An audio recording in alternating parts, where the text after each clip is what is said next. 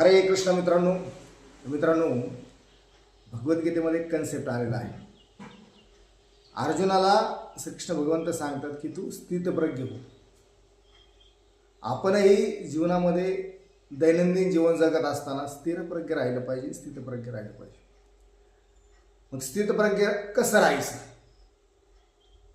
तर खूप सुख मिळालं तर खूप हर्षोल्लासित व्हायचं नाही, आणि दुःख आलं तर खूप विचलित होण्याचं काही कारण नाही। यश मिळालं तर खूप हर्षोल्लासित होण्याची गरज नाही, आणि अपयश आलं तर खूप विचलित दुःखी होण्याची गरज नाही।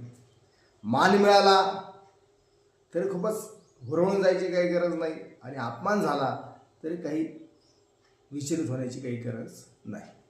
लाभ झाला एक दिवस तरी खूपच आनंद व्यक्त करण्याची गरज नाही, आणि तोटा झाला, हानी झाली तरी दुःखी होण्याचं काही कारण नाही।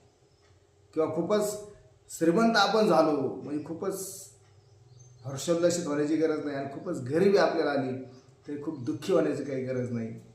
म्हणजे सुख दुःख, यश अपयश, मान सन्मान, गरिबी श्रीमंती, लाभ हानी याच्यामध्ये स्थिरप्रज्ञ राहायला शिका, स्थितप्रज्ञ राहायला शिका।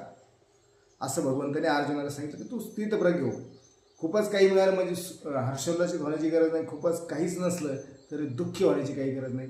स्थितप्रज्ञ व्हा। ज्यावेळेस आपण स्थितप्रज्ञ होऊ त्यावेळेस खऱ्या अर्थाने आपण मनाला संयमित केलेलं आहे, मनाला निग्रहित केलेलं आहे, मनाला कंट्रोल केलेलं आहे, मनाला वश केलेलं आहे। मनाचे आपण गुलाम नाहीत। पण मनाचे गुलाम जर बनायचं नसेल तर स्थितप्रज्ञ व्हा। कसलीही परिस्थिती आली तर त्याच्याकडे समदृष्टीने, समभावाने, समचित्ताने, सारख्या नजरेने त्याच्याकडे पहा। हे टेम्पररी, ही सर्व परमात्म्याची योजना आहे असं समजून आपण स्थितप्रज्ञ राहूया। हरे कृष्णा।